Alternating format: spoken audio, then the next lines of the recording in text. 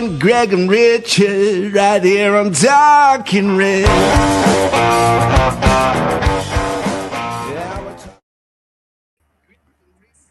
Hello and welcome to Talking Reds, a Nottingham Forest podcast. I'm your host, Greg Oram, with my podcast partner, Richard Spray. Joining us on the panel, it's Raf the Random Pundit and Danscape. There's something about European nights that never quite fits inside a table or a spreadsheet. It lives in the travel, in the early alarms, in the songs that start quietly at airport security and end up echoing off concrete in cities you never thought Forest would visit again. Because this Europa League journey already feels like a story worth telling. It began in Seville, a point at Real Betis that reminded everyone that Forest didn't arrive in Europe to make up the numbers, that we belong in stadiums like that. Then came the city ground, Midfield, chaotic and breathless, a night where joy and frustration sat shoulder to shoulder. Porto followed, and Forest found something calmer, sharper, a European performance that felt grown up, controlled and serious. There was more frustration too, a penalty miss and a goalless night in Graz. Malmo at home, swept aside with rhythm and belief. Utrecht away, one of those proper European nights, the kind you remember years later, sealed with a win that kept the pulse racing. And then Braga, an experience that still lingers. 54 seconds of madness. A reminder that in Europe, the margin was always thin. But here's the thing. The story didn't stop there. On Thursday night, it carries on. Nottingham Forest against Ference Varos. And beyond that, well, the dream stretches forward again. A knockout tie awaits. An unknown opponent. Another city, another test. Another chance to write something new. And the supporters already know what that means. Because they've been there. Betis, Braga, everywhere in between. Red scarves in foreign streets. Songs carried home hoarse and proud. That shared understanding that this isn't nostalgia anymore. It's here. It's now. So this game isn't just about 3 points of progression. It's about keeping the flicker alive. About taking one more step into the unknown and seeing where it leads. There's only one way to play football. That's on grass. Not up in the sky. You play it on grass. You play it to feet. And you give a colleague the ball. That's the commodity we work with. Tired of being what you want me to be. Robertson, the first time we've seen them attack them, and there's Francis! Well, that's what I wanted to see Robertson do. Don't know what you're expecting. Back to John Robertson.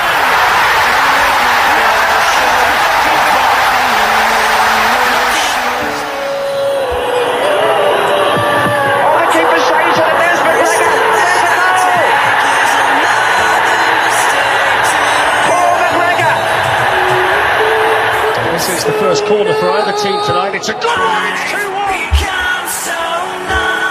And it's Igor Jesus again. Morgan gives White the captain, steps forward and scores. The ball here for Ryan Yates. And the Forest captain scores after 27 minutes. Ball for Milenkovic. And the flag stays down. And Forest get a third goal. And the header from Ndoi, pulled away by Vargas. Jesus! Igor Jesus makes it 2-1. And that should be the winner for Nottingham Forest. It was something we all wanted last year. I mean, we talked about, could it be even Champions League? At one point, even before we even got that far, we were all saying, look, give me Conference League. Something to enjoy, something to get on the plane and travel to. And Dan and Raf managed to do just that, go to an away game as some of our other friends did. I managed to get to the home game at Midfield, and it's been exciting to kind of be back in a European competition again. It's been up, it's been down, it's been all over the place. So I wanted the intro just to kind of reflect that journey again from the past through to the present. It was the same intro more or less as what we had on the very first match preview all the way back when we started in this campaign. And it's a bit of a reminder about who we are and what this club really means when it comes to European football, perhaps, because last Thursday was so crushingly disappointing because we want our team to do well wherever we go. The boys are with me to go through this game in close detail, and we will get to that. We're going to just put that to one side for the moment. We're going to jump straight into the hot news that seems to be dominating. And so I'll come straight to you, Richard. The news broke over the weekend that we might be in for Jean-Philippe Mateta, and lots of people were talking about it being, Edu's games, he's, breaking this story, nothing is going to come of it. And lo and behold, it kind of gathered pace last night when David Ornstein, who we respect and trust, there it is on screen for those that can see it. Nottingham Forest offer Crystal Palace 35 million for Jean-Philippe Mateta. Personal terms between the striker and Forest don't seem to be an issue.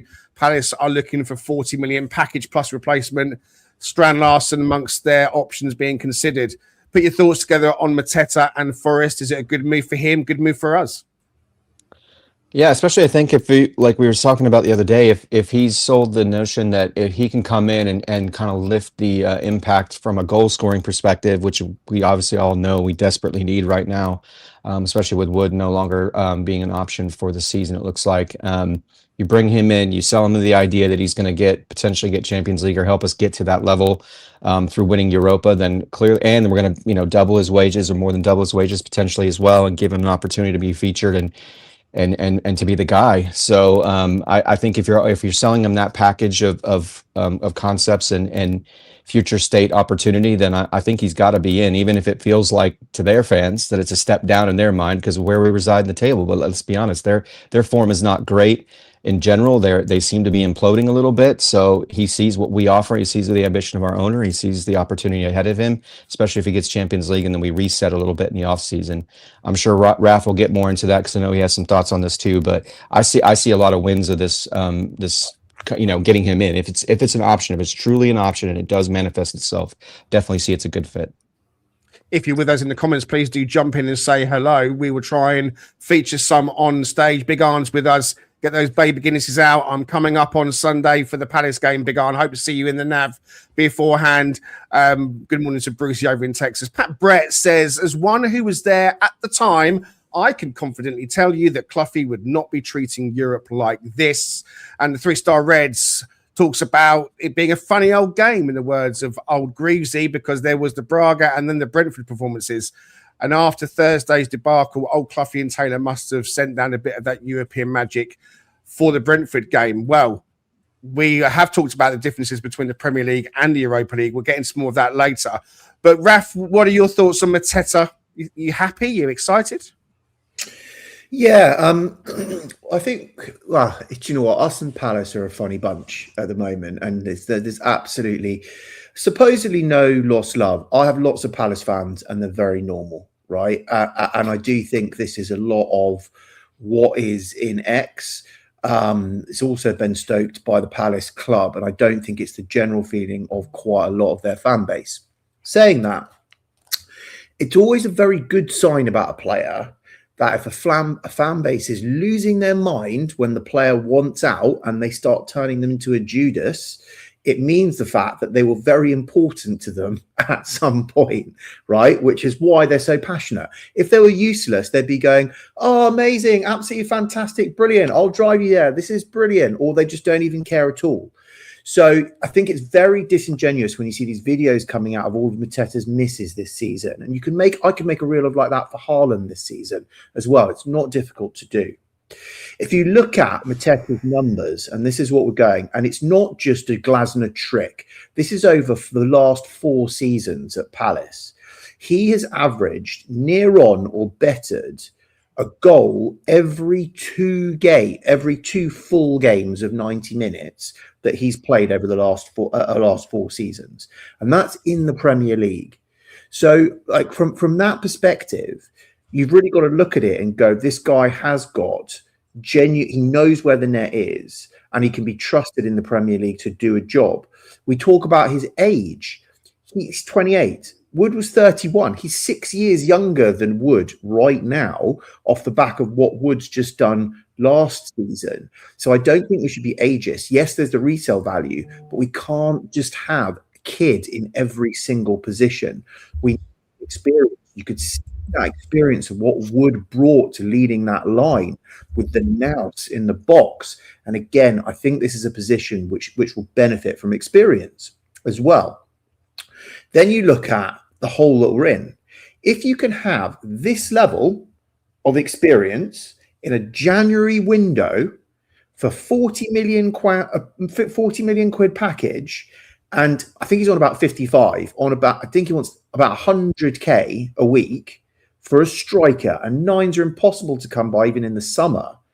Then I think every way that you look at this is a wonderful deal if we can pull it off. And it's not lost upon me that this might be a larger strategy also to lure Glasner to us in the summer. Okay, thank you very much, Raf. Scott Terry from Down Under, friend of the show, says, evening, gents. Mateta would be a brilliant signing. Top heavy with strikers, though, he asks. Jesus, Luca, Mateta, and Wood, of course, who's injured. What do you think about that, Dan? Are we top heavy if we take another striker in, plus Tybo's there as well? What are you thinking about Mateta and the numbers involved? Good deal for you?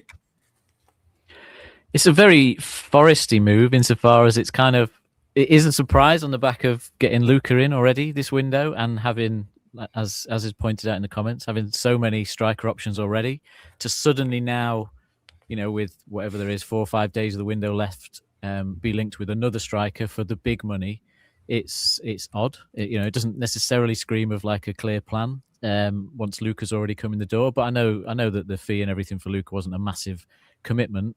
It's also Foresty as far as it's a kind of an all or nothing transfer, isn't it? Because he's at that Chris Wood age, and we're paying at least twice the price, more than that. He's 28, and it has to work. So if you sign him for £40 million, he has to deliver 2 or 3 good seasons for us, because he's not necessarily going to have that resale value at the end of his contract. So it's a kind of an all or nothing move, but he's proven at this level over the last couple of seasons. I don't question that. He's got some of the skills that we've wanted to see from a striker. He's quite mobile. He's decent in the air, and he's a good finisher, a good poacher. At times he's had a similar or better record than Wood in terms of that kind of shot conversion. But he has had that period before Glasner, which I know Raf's touched on, where I'm not sure why he wasn't playing as much, because looking at his injury record, it doesn't show that there's like a big injury over those first couple of seasons at Palace. So it's kind of like, is it a case of you need the right manager to find a role for him and in a team that's going to create quite a lot, and he'll hit the numbers? And is he going to find that if he comes into a Forest team, which isn't creating too much at the minute? So he's going to have to obviously adapt a little bit to where we are from how Palace play if he comes over here in the short term. But I always like the ambition, because he's a player that if we'd have been linked with him in the summer, I'd have been saying, let's go for it. It's a good move. It's just the timing of it now is a little bit like, okay, but we have got all these other strikers, so are we doing something with them? Is Taiwo on the way out, for example, or is Luca literally just going to be coming in to play a couple of games and as a backup? Who knows? Yeah, I mean, I'm going to just quickly chip in on Mateta, because I'm going to say it. Obviously, you know that it was a week ago in our group that I said we should be going after Mateta. If he's making noises about wanting to leave, why aren't Forest going after Mateta? Because I just believe that we could put a package together to attract him. What I was thinking was that we've still got Europa League football, and pending getting through the knockout round and into the actual knockout stages, if he goes into that Europa squad and fires us to the final and to the trophy, then he fires himself to Champions League football. And I think that's a carrot that would attract him. So, and I believe Forest can attract players of his ilk. So I absolutely think it's a very, very good deal for us. And in terms of the squad numbers, I believe Taiwo will go. Luke has only come in on a $1 million loan fee with no obligation to buy. So he's coming in to basically help the numbers with Wood out for the season, I think. So that's going to be Jesus, it's going to be Luca, and if we get him, it'll be Mateta. That's your 3 strikers that all can offer different things. And on the last episode, yesterday, when we looked back on the Brentford game, I was saying that none of our current strikers, Wood when he's fit or Igor Jesus, can do what Taiwo did with that goal, picking up on the right wing. Igor Jesus and Wood can't charge in like that. That's one thing Taiwo can do. Well, Mateta can do that. Mateta can come in and he can operate in that kind of forceful, powerful running with the ball and carrying, as well as playing with a bit of his back to the goal. So we will need to adapt our play with him coming in, which I think might not be such a bad thing. It's all about chance creation and so on. So I'm a big fan of this deal if it happens, because Raf, you summed it up perfectly. It just feels like an absolute no-brainer. It's a watershed moment, Greg. It's a watershed moment. Can you name for me one time, and I'm not going to take credit for this, and I can't remember who told me this. This is the first time as Forest in the last couple of decades that we have poached a starting member of an 11. Yeah, it was Jamie. Jamie said that. He probably not agree with it. Yeah. I agree with that, but at the same time, I'm not taking anything away from that because it's true. But Mateta wants out. He's made it crystal clear, especially with Graz. But coming to us, that's the kicker. He wants out. It's Juve. It's Milan. It's all these other teams, right? It's Villa. It's us, and we're lower than Palace as well. This is actually quite a Marinakis massive shot across the bows of again intent and taking us up another level in my eyes. But just on the Europa is bigger. Our ambition is bigger. Sorry, Dan. Our ambition is clearly much bigger than Palace's as well. When you look at Mr. Marinakis, you look at the ambition of Forest. That is a big attraction. We are nowhere near where we want to be in the league at the moment, but a couple of points below Palace, it's neither here nor there. Go on, Dan. How does the Europa squad work when we've only got 3 changes, though? We've got all these strikers moving in and out. Because Wood comes out for Mateta, and when it comes out for Luca, and then you've got one more space, you've got Hutchinson for Bolly. And everybody wants Hutchinson to go in, but then you've got no change for the fullbacks. If Luiz goes, that midfielder needs to go in. And whichever the replacement midfielder needs to go in. I don't know where all these hang on a second, one at a time. We can't hear both of you. Sorry, Raf, wait a second, Dan, carry on. Yeah, so it's just a question of where do these players fit in? Is Luca just going to play the Premier League and not go into the Europa squad, for example, and Mateta does both, and then you can use Luca to rest him, and obviously then you've got Jesus and Mateta, which 2 strikers in the Europa League should be enough now for the games we've got left, but obviously you're risking injuries. So it's just where do they all fit in, because we know we've still got fullbacks potentially to address and midfield as well. Go on, Raf. Yeah, it's exactly that. We can talk about Luiz in a little bit of the logic of why it doesn't seem logical that he goes, but Villa's probably the most logical place for him to go for more game time. But if Luiz goes out, we do need a quality midfielder for the latter stages, touch wood, that we get that far put into the team. And I would say if we have a left back, do we need that cover? If you've got Savona that can play well enough, is that enough for cover? Because burning 2 of your 3 changes, if you've got Hutch, I think Hutch has to come in, right? If you take the midfielder, then you've got to get at least 1 striker in, and then the fullback can't come in, as it were, as well. So I actually think the Luiz leaving thing is more of a massive conundrum for us in our Europa squad. But I can see Greg's head vehemently disagreeing on the fact that the replacement midfielder would get into the European squad. Anderson, Sangare, Dominguez, Yates. You've got 4 midfielders there. You don't need another one. They've not been playing them because we've been playing group stage. When you go knockout, you play your strongest team. You don't need to bring another replacement centre midfielder in for Douglas Luiz. You just put Hutch in. I mean, I'd get rid of Bolly, but then at the same time, if Douglas Luiz is going, just bring Hutch in for him. You got Yates, you got Anderson, you got the other ones I've just mentioned because my brain is going a bit fizzy. But I don't think you need to bring in another midfielder. I'd put Luca in. I'd put in Mateta for definite. Rich, what do you think? No, I can't disagree with any of that. I mean, I think if Luiz was a nailed-on starting midfielder, it would make sense to me in terms of trying to bring him in, because that's clearly, I mean, if he had been playing at the level we knew he played at Villa, you've got that, as we've talked about, the creation deficit that we seem to have right now, then that would make sense to me. But yeah, I would definitely, I mean, as you pointed out, you need a guy, and if you're promising him this package, you have to bring Mateta in, because your assumption is he's going to want to play in Europe in some capacity, and so you bring him in, and you need him to finish so you can keep moving. So I can't disagree with anything you said, but I hear what you're saying, Raf, as it relates to depth and just the concerns about putting too much emphasis on Sangare and Ando to have to drive the ship from that midfield area in particular. But I think that's more of a Premier League problem than it is a Europa problem.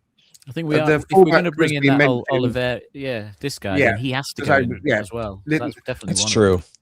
Yeah, leading the race, Nicolo Schira, who broke the news on Lorenzo Luca quite frequently. He's now talking about Napoli's Matheus Oliveira, a €3 million loan offer with an 18 million obligation to buy that's been reported this morning. So if we get him, there is an obligation to buy in there. We need that fullback cover. Dan, what do we know about him? What do you know about him from a maybe from a stats point of view? Do you know much about this guy?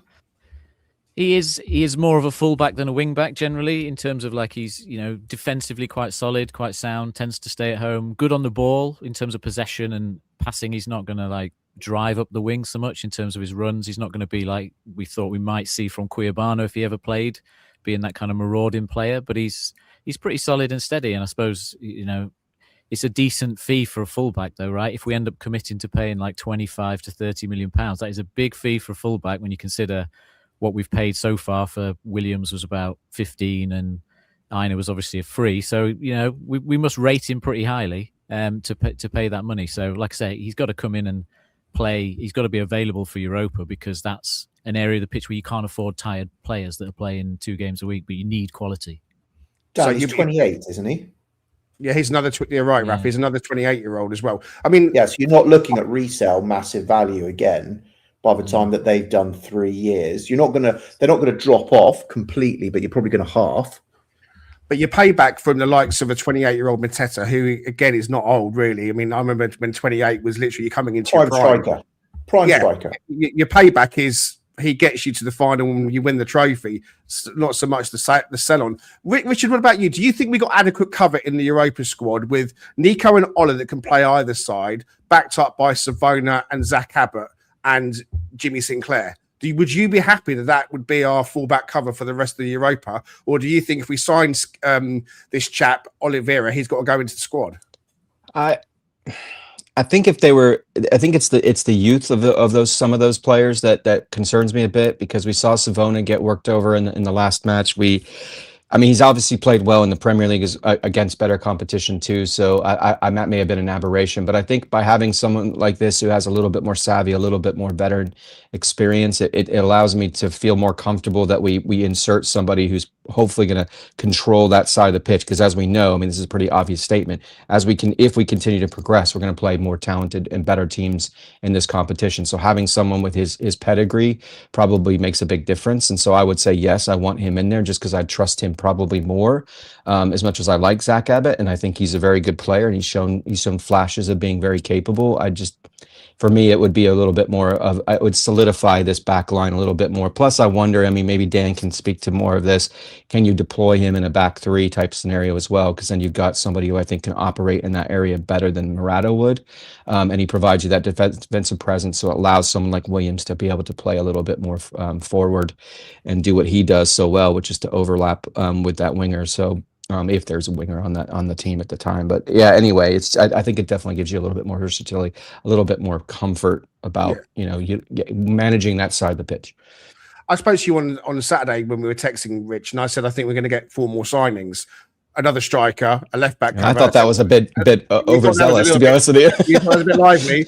I said left back cover, centre back cover, centre midfield cover, another striker. Well, we talked about another striker in Mateta. We're talking about left back cover or full back cover in this chap. And then the other news that kind of came back quite surprisingly, Richard, I'll stay with you for this one, was I was apparently being interested in Lewis Dunk. He says remain strongly interested. This is the first I've heard of it. There has been a development this morning. Peter O'Rourke on X has said that the approach for Dunk has been rebuffed by Brighton. But, he's 34 years old. This is a little bit of a left field kind of person to bring in, do you think? Yeah, I don't know what this is. Is this some sort of passive-aggressive sort of signal to Murata and Cunha to step up their game a little bit? I have a lot of faith in Cunha. I think when I've seen him come on, I felt like he's played really well. Maybe that's just me having blinders on because we've heard so much about him since the Club World Cup, and there's this belief that he is the future, knowing that Murillo's likely going to move on. But yeah, this seems a bit odd to me. Dunk's still playing at a decent level, but yeah, it just feels like of all the things we've talked about in terms of the age of the player and everything else with players that are 28, this one seems like the opposite of what you'd want to try to do, unless you genuinely feel like you have a serious hole behind Murillo. But obviously Dyche and them know what they're seeing on the training ground. They know what they've assessed him when they've been able to come on. But Cunha hasn't even had a chance to even. He wouldn't at this stage, based off of everything we just said, wouldn't even get into the Europa squad. which is shocking to me because we were all calling for that potentially to happen because we feel like he would be a good replacement for Bali potentially, without all the number of strikers we're looking at. And if we get them all in, he pretty much has to stay at home. So yeah, it's a bit of an odd connection point. I don't know. I don't have a problem with the player per se, but I just don't think it fits what we need right now in the future. Yeah, that's what I'm saying is it just feels a bit, I don't know, just seems a bit out of left field. He's got a year left on his Brighton deal. I think he's just signed an extension, Raf. So if he's going to come to us, he's going to want to probably get another year on top of that, I'd imagine. He's going to want to get more money. He's not going to stay in, he's not going to get in front of Morata, I beg your pardon, in front of Milenkovic and Murillo. I mean, he's not a Murillo replacement, is he, Raf? I mean, would you want to see Milenkovic and Lewis Dunk side by side? No, way too slow. And Milenkovic should be very exposed, which we've seen if he doesn't have mobility next to him. It's odd, but it's not odd. If the hierarchy have had enough with Morato, which wouldn't surprise me. But what I would say about Morato, give him his fair dues, right? He was awful at heading. He's sorted that out now. He's learned how to head a lot better than he could do. But I think that the one thing you can't teach is concentration. And he really struggles to concentrate fully for 95 minutes without a gap. That's his issue. Now that works fine if you're not playing a full 90 minutes. So if he comes on and we Morato time, he has less time that he needs to be switched on for. That helps him. He also struggles in a back two. Back three, he has the ability to be less responsible and go and firefight. He does quite well jumping out the line and do some other bits and pieces, but he's not relied on with the same responsibility as a back two. So unless we're getting Glasner in, and we're moving to a back three, which is still possible, then Morato's time it's not a fully effective member of the team if you can only really use him in a back three. So if you get rid of him, sorry, Dan, Bolly goes as well, then that's more of your experience that's all gone because you've got Jer and you've got Abbott. That's two young guns right behind Eminem. Now, I do want Jer to be given a chance. This is why I don't see Dunk coming because he's playing 90 minutes the whole time for Brighton. So why would he give? Is it Brighton? Is he still at Brighton? Yeah, he hasn't done some weird move, and I'm not aware of it. So if he's getting 90 minutes the whole time there, then why would he come to us to sit on the bench? So it doesn't make sense from his perspective. But if we're cleaning shop, again, issue with registrations for Europe as well. Like it doesn't make sense for the registrations for Europe. But yeah, you see where I'm coming from. It doesn't make sense all round. No, we need him to play for Brighton for our best chance to get a win there because he normally scores an own goals or gets sent off or something against us. So I think we just need him there and get that win. It just doesn't add up for a January move for him. I could see it at the end of the season almost like that he's been told you're not going to get any game time at Brighton now. We're going in a different direction and he wants to kind of move on. I just don't see it as a January move. Dan, just to finish off the transfers then, we've only got a couple of minutes before we go to the break. Well, we did touch on Douglas Luiz looking like he's going to be leaving Forest in this window. Aston Villa have stepped up their interest again in taking him back. And a player that might come in as a replacement is Vinny Souza. This was mentioned yesterday. We talked about that in the podcast, and I know you have spoken about him previously. If you can just sum up your thoughts on Vinny Souza, would he be a good addition to come in to replace Luiz? He's not really a replacement for Luiz like for like. I would say that he's not got that technical ability on the ball. I mean, he's Brazilian, so he's got a bit of technical ability, but in terms of decision making and reading the game, perhaps not. He's a signing I called for as a squad player when we were looking to build a bit of a backup for Sangare, someone that can just come on against a team that's really going to put us under pressure and just win the ball back, give it to someone else and get on with the game. And that's what I see him as. So as a squad player, I think he can do a job for us, but he's not going to be your first choice midfielder. And I think the way we play, he might suit what we do because I think he's got the physical capabilities, wrestle someone off the ball, give it to our centre-back. Centre-back hammers it long and we go again and try and win the ball somewhere up the pitch, which is what we do. So he'll suit that style of play right now. But, I just thought when he was at Sheffield United, it seemed like a sensible move as a good way to fill the squad. Less so the more we progressed last season, but we're kind of in that position again now, perhaps. Okay. So thank you very much, guys. That's a little bit on the current transfer rumour mill currently doing rounds.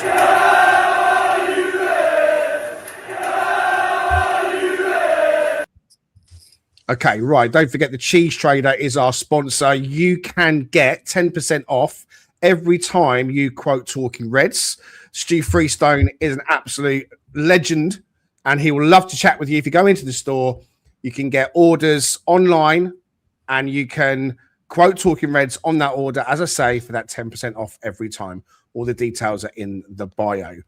All right, we are now switching focus to the match that's coming up on Thursday. It's the final group game proper for the Europa League. Richard Spray, general thoughts on this one? I think it's pretty simple. Do not at all costs replicate what you did against Braga. Don't give the fans at home that kind of experience, because I was watching it from afar, obviously, and I was literally sitting in there staring into the abyss as I'm watching it at work going, what am I seeing right now? And so I think it's clear it's got to be opposite of that. The mindset needs to be different. I think we'll come on to our starting 11s and the potential changes we might employ, but I just think it's make this sort of last quote unquote portion of this section of the tournament be a positive one and continue the momentum. I mean, you guys talk about regularly, I've probably been prone to want to put too much emphasis on the Premier League, which is not a bad thing, but as you kind of nicely outlined in your opening, Greg, it's take pride and joy in this experience as a whole, and it ending this section of this tournament ending at home just feels very poetic. And so make it something that those fans, especially the young fans who had never seen Europe, who had been involved in some of the terrible sort of situations we found ourselves in terms of where we were in what league and so on and so forth, let them have something that resonates. And so give them something to create memories from. And so that's what I'm hoping for. That probably asks for a lot. That probably doesn't sound very tactical or formational or anything specific, but it for me, it'd be something that I would hope to see if I were in that sort of age bracket and attending that match. Just have something that I think I can hold on to for years to come, leading into another important Premier League game. Raf, has the European adventure shown us a different version of Forest, do you think? Maybe to the Premier League version of Forest, maybe mentally, tactically, emotionally? And if you do think that, why do you think that? I think it's a different mindset. And you do see when clubs go into Europe for the first time, there was a huge adjustment period. We focused quite a lot on, you see your Premier League form get hammered the first time you go into Europe, trying to juggle all of those games and juggle your squad and ballooning your squad to handle all the extra fixtures and all of that turbulence that comes along with it. But also the experience of Europe itself as well is big and it's different. It's great for the fans. It's absolutely brilliant for the fans. And I've been very fortunate to go to quite a number of games. I'm actually going to come up to Ferencváros, even though it's a completely pointless game.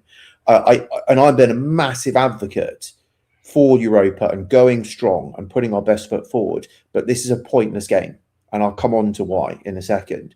So at that juncture, I think again, I'm still going, and we should still have a really good time because we don't know when this is coming back again.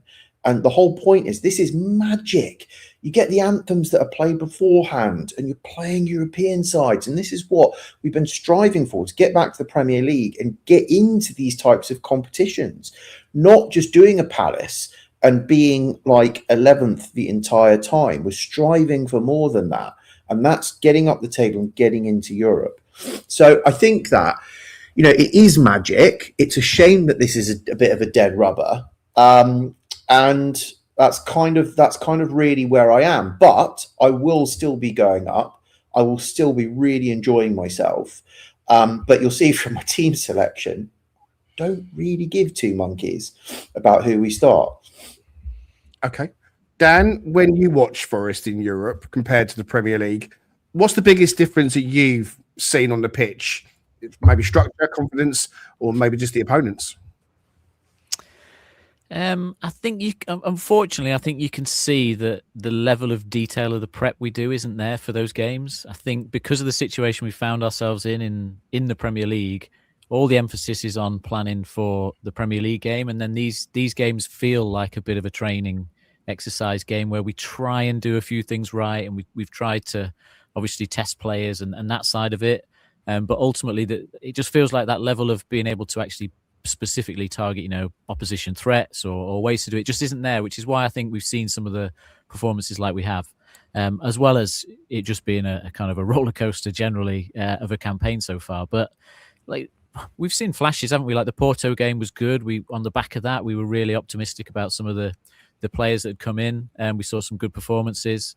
And obviously we got results elsewhere that have kept us just about comfortable in obviously qualifying now to where we are. But look, overall it hasn't really felt like a cup competition so far, because you can sort of play okay and you can get the odd result and you're still likely to progress. So to some extent the competition from after this game will suddenly feel a hell of a lot different, and it will feel more like a European campaign from now on, because every game, every goal, every moment is really, really going to matter.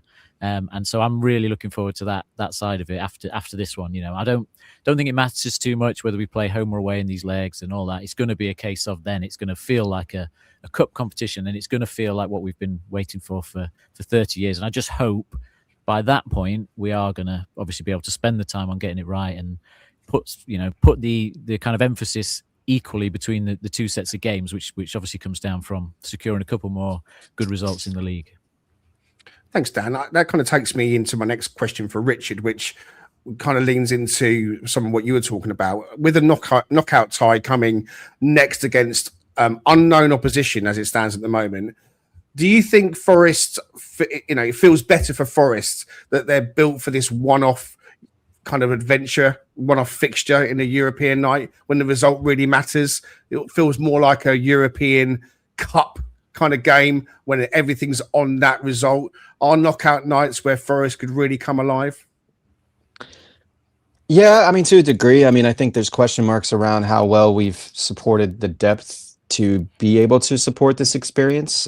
Clearly, I think that's been questioned by a lot of people. I think it's also the fact that it's a shame that the mentality, in my mind, has not been that mentality. I get it. You have to balance all of this stuff. And to Dan's point, you have to kind of put yourself in a position at least to get through to that knockout phase so that then you can really kick things into gear and really take it seriously.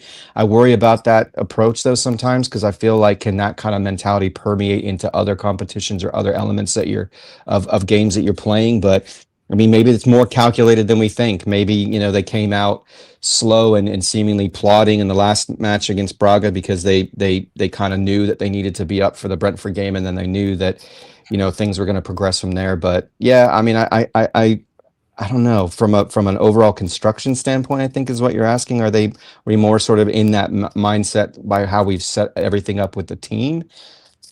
Yeah, probably. I mean, hopefully that will happen. Hopefully you'll see those players with, that have not really logged a ton of minutes and shown meaningful improvement and development really start to accelerate. And maybe just there's a convergence of what's been building under Dyche in terms of getting us ready for that moment, knowing that likely was ahead of us, even if it wasn't in the top 8 scenario where what we were looking at more favorably. It's more in this. I hope I'm answering your question right, man. It was a good question, but I feel like, I don't know, it feels a little bit conceptual, and I guess in a way as to whether we're really ready for that, because I haven't seen us really seemingly, as Dan said, take it seriously enough at certain intervals. It just feels like we've been kind of like sleepwalking through it. Yeah, I think Man's the only one that's actually answered Greg's question in the last set, and I think Rich, you and I have just gone a bit ethereal and general. Yeah. No, who's answered the question? That's fine, and I think when it comes to the knockout proper, I think that sobers the minds. I think that you end up getting your best players on the pitch because the hierarchy say, listen, you've rotated to get us through what a group that you should be getting us through.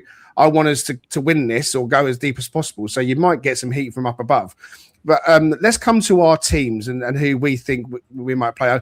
I'm going to be self-indulgent and put mine up first, just because I can whiz through this and then bring the other guys in. So I'm thinking I want to go pretty similar to last week. Sells plays in goal for me. I mean, I've got Ola Aina at left back, but it could be Nico Williams. I kind of feel like they should be sharing the workload. But Aina again, Marato Milenkovic and Savona at right back.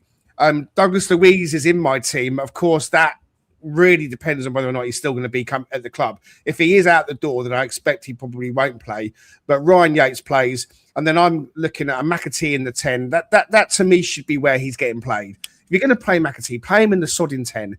Backwetting and Doyle on the wings. Igor Jesus plays up front. For me, the Dan and Doyle thing last week really did not work. I think at home, Igor Jesus can play 45 minutes, 60 minutes, and then come off and start on Sunday. We do have Lorenzo Luca now available, I believe, for Sunday as well. So I would be going pretty strong with this. It wouldn't surprise me to see Gibbs White start, if I'm honest with you. It might even be that he wants to go a little bit stronger than what I've chosen. So that would be what I would do. It's a different affair under the lights, and there are people that are still paying money to go to this. Raf's still going. Other people are still going. This should not be a dead rubber. We have qualified for the round of 16, if you like, the first round of 16 already, because we can't get overtaken. But I think we want to get seeded. So if we win, we get seeded. Richard, yours is pretty much the same, apart from one player, I think. Tell us what your thoughts are, buddy. Yeah, it's a similar approach to what you've taken. I mean, there's enough here that I think are nailed on starting 11 players that you'd want to bring in. I mean, particularly with, looking at the back going forward, Sells and goal obviously seems to, he's inked in, I guess, for lack of a better word. And then you've got Aina on the left. He looks like he's not quite as sharp yet. I mean, there's been certainly Aina-esque moments in there, but he definitely looks like he doesn't have the same pace and the same sort of energy yet. So try to keep him getting that energy and that pace back. I mean, maybe that seems counterintuitive, but I think it will be good for him to continue to log minutes and get his match fitness up. I know Murata has been a bit maligned at the moment, but, I just don't want to run the risk with Murillo, especially considering the discussion around tight hamstrings. I mean, we don't want to be risking him for Premier League play as well as the knockout phases going forward, because we've seen issues where you get a hamstring injury, it can linger and create problems. Milenkovic seems really obvious. Savona giving Williams a spell because he's had more minutes than about anybody other than Anderson potentially as well. So get him out of there. I like Dominguez coming in simply because in this midfield, it's a 4-2-3-1 for those who aren't seeing it on the screen, because it allows us to, I don't think Luiz is going to feature personally. I think with all the stuff that's going around, I don't think they're going to pull a Calamuendo, throw him out there and then risk injury and then him, not be able to be moved on or whatever the case may be. I don't think that would be the way that we approach it. Yates seems obvious. If you don't have Morgan on the pitch, you have your club captain on the pitch to provide that leadership. And to your point about McAtee, he showed enough in the last match, in my mind, to get him back in there and continue to kind of build from that, because he was one of the most effective players we saw against Braga. So Doy needs the opportunity to get confidence back. Backwell needs to get confidence, and then Jesus, as you said, for half 60 minutes makes sense to try to keep things moving forward. And then you maybe spell him if Luca is available, spell him and see what he can do, just so he gets an opportunity to feature just a little bit before maybe potentially Premier League action. Big Arn says, I want to see some kids in the lineup. We can do that. All the under 21s. That'd be cool, yeah. Are able to, but I mean, who else wants to see that? Because that to me, I think would be a too much of a bold move. We'll come to your team next, Dan. Take us through what you think. Yours is similar but different. Yeah, pretty similar. I think there's a couple of positions on here where I just think you definitely do like a 50-50 split of 45 or 60 minutes. So I would start with Williams at left back over Aina, because I think Aina's coming back from injury and he's obviously put in a fair old shift against Brentford, going up and down the line. So I think I'd start with Williams, but I'd be planning to bring Aina on at 45 minutes, 60 minutes, whatever the state of the game is. And then similar with Sangare, I think we could do with the presence of Sangare in midfield for this game. And so I think I would start him and I would say, 45, 60 minutes, you swap him for Dominguez. And that way you are managing the minutes a bit, but you're also getting the benefit of hopefully getting off to a good start in the game. The rest of the attacking options, I think, are similar. I think, obviously, like you say, McAtee in the 10 makes sense. Let's try him there. Bakwa cutting in from the right just makes sense. The only thing I would worry about is that, these guys aren't daft. They're pretty, as we'll come on to, they are good at the old S-housery and all that. So some of these fringe players are going to have to be up for this game because they might they might get bashed about a bit. So the likes of McAtee and Bakwa are going to have to want to get on the ball, right? They're not going to necessarily have it all their own way and lots of time. So again, it's just like we say every week with these lineups, it's an opportunity to see what they can do.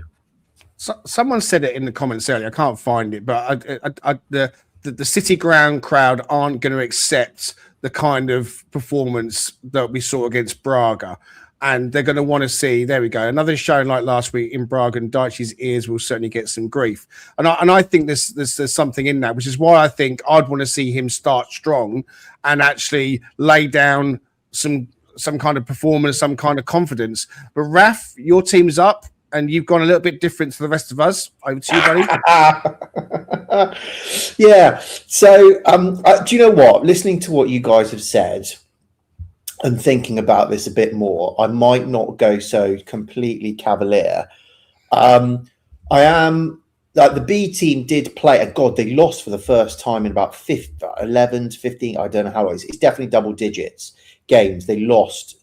And they'll have had 3 days between that game, which was yesterday, and when we play on Thursday.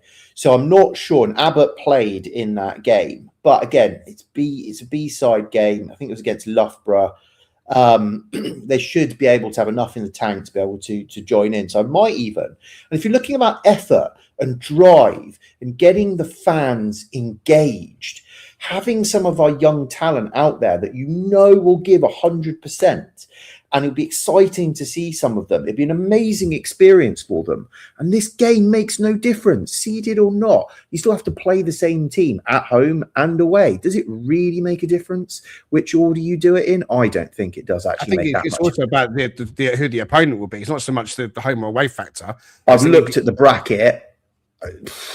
It's much of a muchness to me. And it's a bit of a lottery when you look at it of who it's going to be. You get someone quite rubbish near the top end, and you get someone quite good near the bottom end. So I think it's a complete lottery as to who you get when I've looked at the bracket. So for me, I think this is about experience. It's about engagement with the fans. It's about putting players on the pitch that are going to care.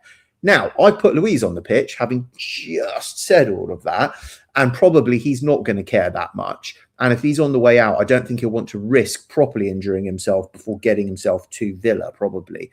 So maybe I wouldn't play him, and maybe I would give Jesus, because he loves a goal in Europe, maybe give him a run actually up top and move to midfield too, because as we're going to come on to, Alex Toth has been removed from their midfield, so it's got less bite than it used to have.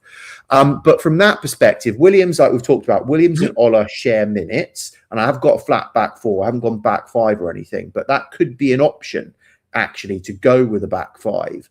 I've got Murillo over Milenkovic, because I think that Murillo's got more energy in him, and you can always get Milenkovic on maybe on about 55, 60 minutes and give Murillo a rest. But I would rather Murillo takes more minutes if indeed his whole body is all right and he's fully recovered from the various whacks that he's got. I want to give Abbott a chance, put him in where he should be, which is at centre-back, for once, and just give him a chance to play there for me. I really want to see him. The crowd will be so behind him. It'll be absolutely brilliant. And Savona, keep playing him, because we need to keep him. At the moment, we don't know who's coming in as the other fullback. And at the moment, he is our third fullback, so he needs to keep some sharpness. For me, this is Yatesy and Dominguez. Dominguez got such an engine on him, right? If we play midfield three, Dominguez will play. If not, he'll be on the bench to come off the bench when we play Palace. So if he's the one for me that goes in to get a three. But otherwise, it goes to a two with Yates and Dominguez in the middle, and Luis drops out, and you put Jesus up top, because I wouldn't want to start Ando. I don't want to start Sangare at all. And I would really rather they have no minutes in them whatsoever. Maybe a cheeky 30 minutes at the end.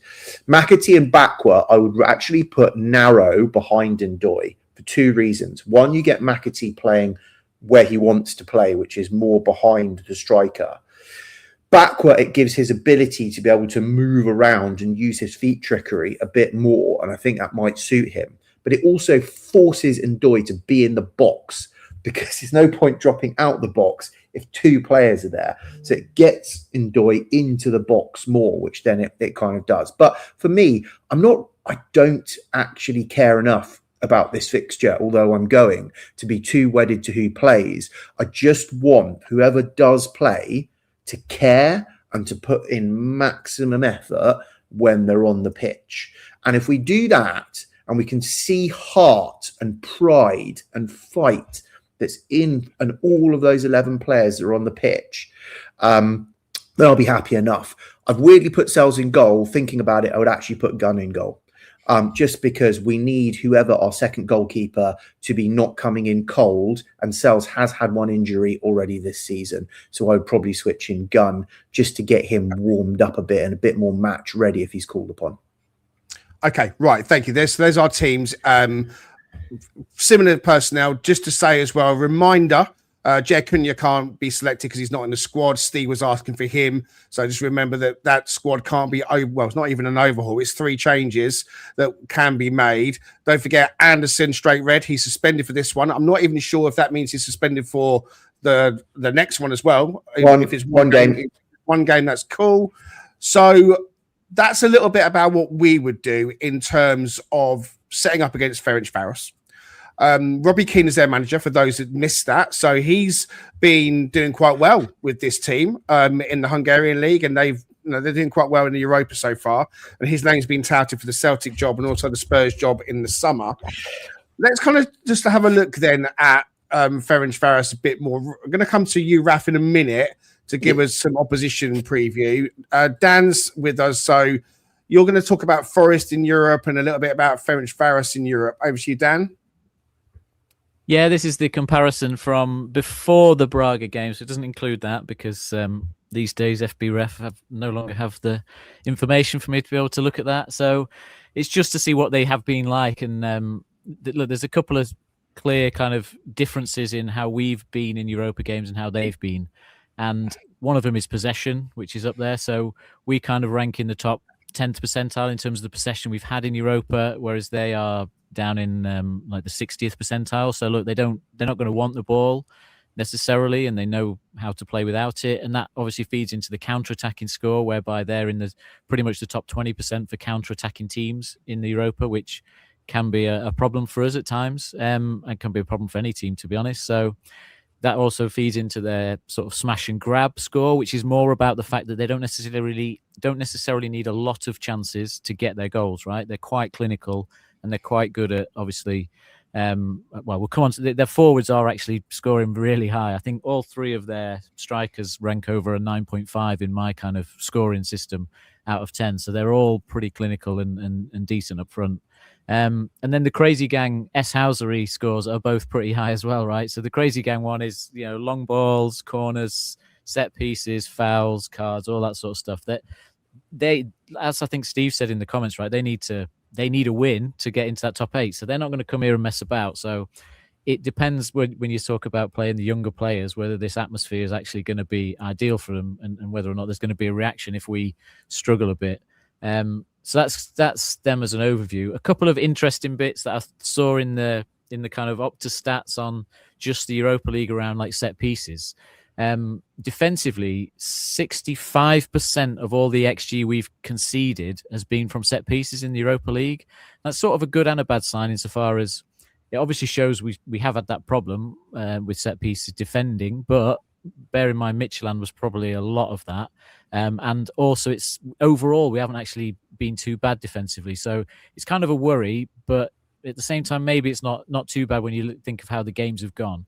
Ference Varos haven't actually scored a goal from a set piece yet, but they haven't actually conceded a goal from a set piece yet, but they have allowed 31 shots. They've actually allowed more shots than we've allowed, but overall they've been like lower quality and they haven't conceded one from a set piece yet. So I always look at set pieces because it's always the most annoying way to lose a game of football, basically.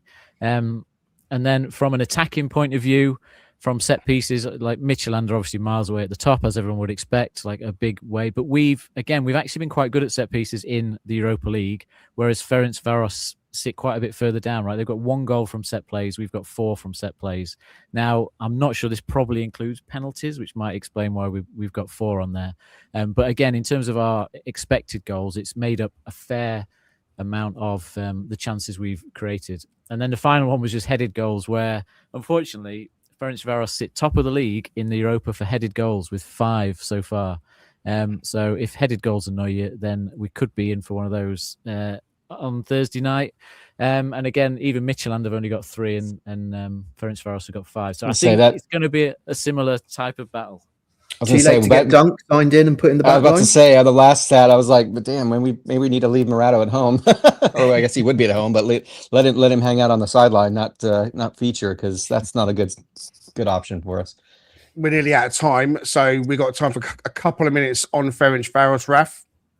Yeah, one of your whiz-throughs, please. Yeah, super quick. So with Ferencváros, they've been pretty good in Europa, but I mean their actual league form hasn't been brilliant. If you look at their last couple of games, the last 3 games, so they drew against Panathinaikos, but their last 3 games which have been in their league, they've lost 2 and drawn 1. Right, so they're not coming in stonking form. They've lost, like I alluded to before, Alex Toth, who Bournemouth is in their midfield. Bournemouth just signed him for about 10.4 million quid, which is, if you think about that in their type of team is serious quality that has gone out of their midfield. But they're probably going to line up with a back 3, right? Which again, we've got to figure this out against that back 3, and again, not having possession at all. They're going to have a 3 in the midfield plus their 2 wing backs with 2 up top. So that kind of 3-5-2 is a more classic version of that 3-5-2, playing 2 strikers. And Dan's already alluded to the fact that their strikers are actually very, very key for them. But Varga is top of that list. Varga's the one in Europa that's got 4 goals. Okay, Youssef, the other striker's got 2 goals and 2 assists. So but he's helping out Varga, but bagging some of the goals himself. And Varga is head and shoulders on the sofa score average at a 7.5, right? So he's their key talisman, as it were. He's kind of like our Wood from last season, Varga. But watch for Youssef creating for him. That's really where we are in terms of their team. There's no point going through the individuals per se line by line because we're not going to know who potentially they are. But that's probably the formation. Very interestingly, when you look at the goals, they have conceded absolutely nothing in terms of goals except for an open play, which is 7. They've scored 12, 9 from open play, and then 1 from a set piece, 1 from counter-attack, and they've got 1 penalty. They do like, as you can see from their formation, of having those wing backs. You've got 37% down the left, 35% down the right, only 28 through the middle. And they're not actually in the 6-yard box that much, only 9% in that 6-yard box. So it's quite a lot happening in the 18-yard box in action and a healthy amount from outside the box in terms of shot zone.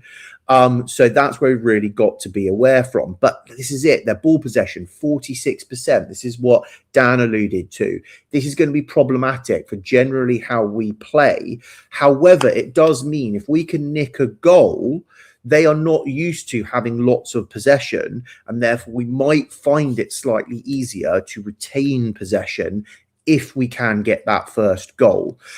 Their passing accuracy is nothing to particularly write home about, and neither are any particular elements of their stats other than the ones that Dan has said is their headed goals are 5, right? So 5 out of those 12 have come from their head, and they create big chances.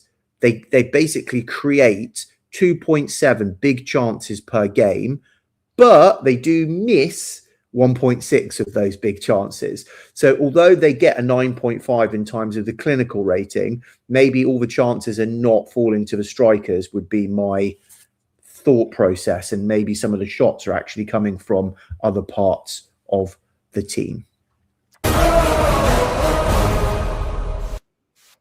All right, we are nearly out of time. We are going to go over slightly because I've got one more question I want to put to you guys.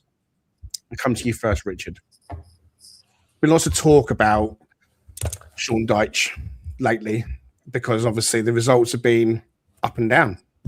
There's been the Jekyll and Hyde scenario where not quite sure what Forest you're going to get. And we talked about that on the last episode.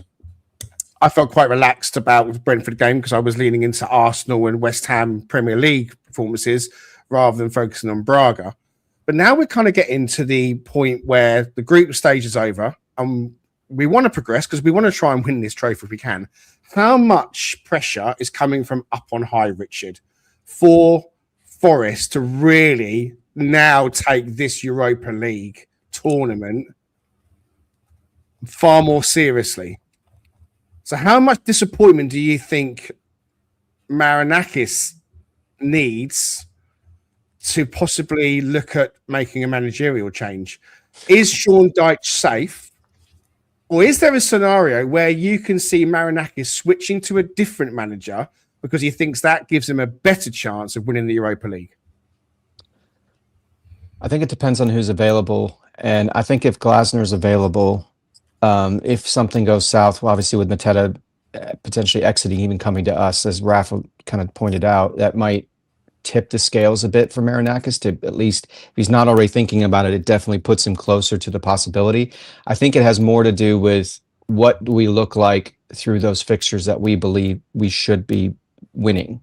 And if we are very subpar in those for whatever reason, I do think that creates a whole different conversation. But I still believe, I think it's a bit of self-sabotage if we make changes again, just because of the sheer disruption that generates. Even if we think that X manager creates X potential increase in likelihood of winning Europa, I just feel like he's already been through this process before. And I just don't know if Marinakis, even as ambitious and as driven as he is in that sense, would we risk putting his team in jeopardy of getting relegated with trying to win Europa. So for me, I would say I don't think it's likely. But I mean, if Glasner is out there, it might make it like, it might give him more of a opportunity to negotiate that as a potential option. What about you, Dan? I mean, let's say Sean Dyche is picking up the points he needs in the Premier League, and we've got games against Palace coming up, Leeds and Wolves, and then Liverpool. All games that we really should fancy ourselves in getting some decent points in. Maybe the Liverpool game, but our recent performances against them show that we can score points from them. Let's say Dyche is picking up points in the Premier League, and we're moving more and more away from safety. Is there a world where you think Marinakis might say, yeah, I want to make a change because I want to win the Europa? I think he's better. What do you think on that? It's certainly something I've thought about, and it's almost like, contradictory that the safer you are in the Premier League, the more you can take the risk if you think there's like a cup specialist manager almost. And I think that's the trouble, is I don't think Dyche has ever really shown too much in cup competitions in any of his clubs previously or anything to think that this guy knows how to get through cup competitions. And you think back to, say, when we had Steve Cooper as manager, he had a really good record in cups, didn't he? Whether it was the England under 18s or whatever it was, 21s. And with us, he got us to like semi-finals of the League Cup, even when we were struggling as a team, and the quarterfinals of the FA Cup, in the Championship. It's kind of like he felt like a cup manager. And I don't think we've seen that with Dyche, that he's got that side to him, and obviously the some of the performances in Europe don't convince you that you can turn up as a one-off game and kind of have that intensity that you feel you need in cup games. So it would be, look, I think it's a possibility, but maybe I have an extreme view of Marinakis and some of his crazy decision making. But it's kind of like, almost to some extent, the safer you are in the Premier League, the more you could make a case to say there could be a top manager out there that you think would just get you through the door in the Europa League. But I don't think it will actually happen at this stage because of the way the games fall and all that. Yeah, I was going to say the timing of that makes it hard because you're not really going to be safe in the next period that you need to be able to progress. I guess I'm just thinking of when the fixtures fall. To your point, Dan, it feels like, would it be too Maverick, Raf? Would it be absolutely nuts that Sean Dyche is doing a good job in the Premier League and steering us towards safety, and yet he gets his job taken off him because Marinakis fancies someone else to win the Europa? It's an interesting one. Well, do you know what? Let's get a cup manager in. Why don't we just get Ange back in then? Get safe. I was going to say, we already went through that once. Ange come and manage the Europa. Sean Dyche manage the Premier. Yeah, great. There are certain pitfalls with said logic. And so from that perspective, it's madness when we've steadied the ship. And, at the end of the day, Premier League safety, as much as I really do think growth of the club comes from us winning Europa to carry on with that trajectory. And it was my priority one for this season, but I did not expect us to be literally flirting with relegation the whole of the season. So you need to recalibrate. So I don't really see. Now, the Glasner one's a really interesting one, because if I was a betting man, I would say there are conversations that are already happening between Marinakis and Glasner. That wouldn't surprise me, given the fact that Glasner was a Textor appointment to Palace. Thus, through his bestie that's out there, the connection to go and have these types of conversations are definitely very easy to have and away from the Palace sphere in connections and back channeling it. But Marinakis will never pay for a manager. He seems to never pay to get someone out of a job. So Glasner will have to walk rather than be fired, or pay him out. To get fired, take the money, and then come, or walk and with no money. So Glasner will. There's no way that he's going to pay him out halfway through the season from Palace, and Palace will go, do you know what? Just go if you don't want to be here. He'll have to actually leave to be able to do that. So I think that's the only way. And even if that was the case, I reckon you just say, do you know what, Glasner? A little bit like Ange. Don't come totally frazzled into this job. Leave, go have a holiday, and in the summer, then come to us. And by the way, we'll bring Mateta in for you as well. And if it was me, we're going to go out to Saudi and go get Doogie Friedman for you, bin off Edu and put him next to Sirianos. And then you can have the dream team all absolutely going. So that's what I would do. But that doesn't involve anything this season. Very, very quickly, because I'm so many discussions on X and so much vitriol towards Dyche at the moment. Paul Morley. This is from his church of thinking very much, but I've kind of taken and run with it, right?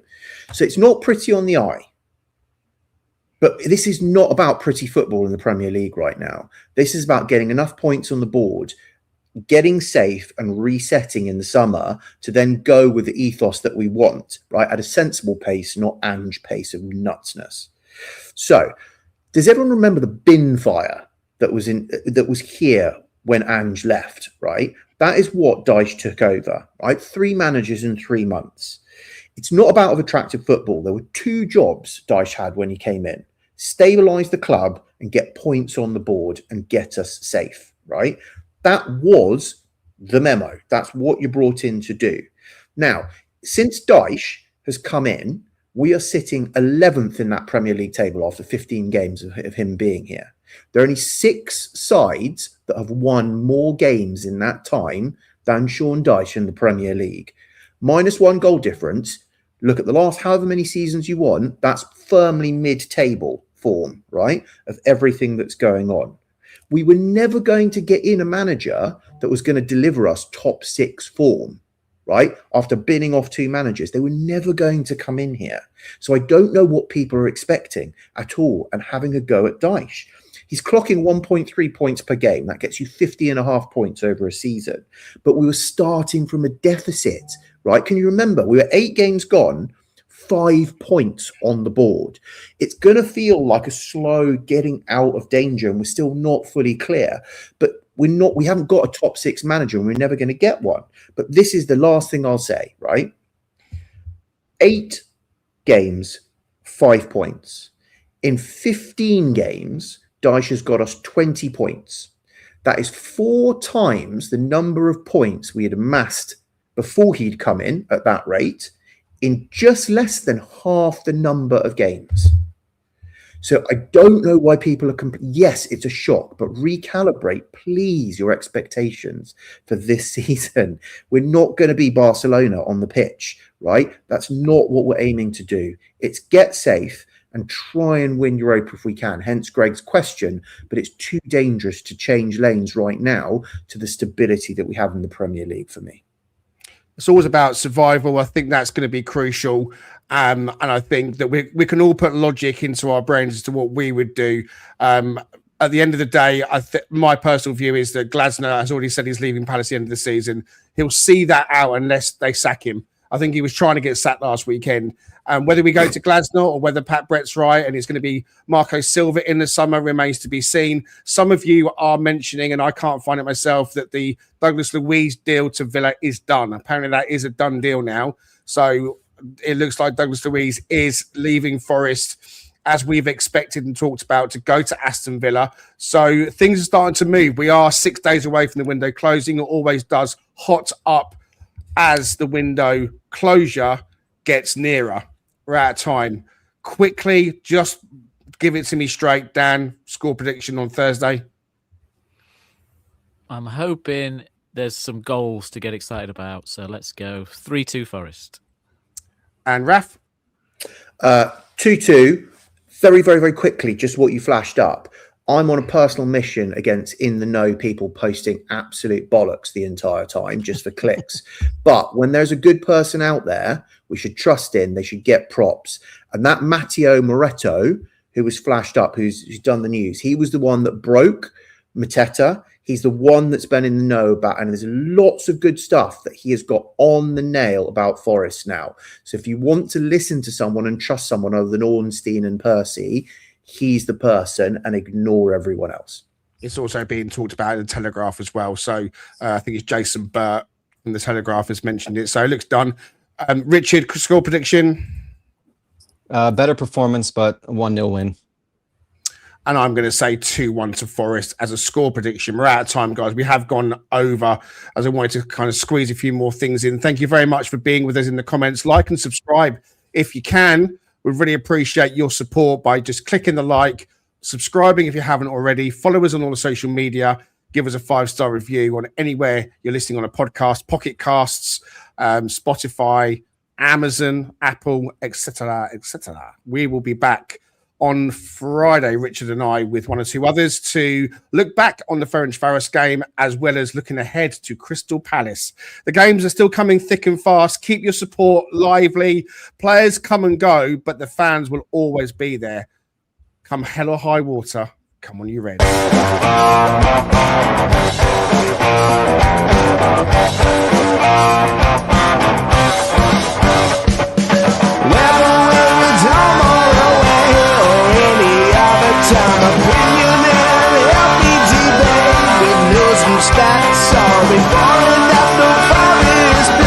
Come join Greg and Richard right here on Talking Red.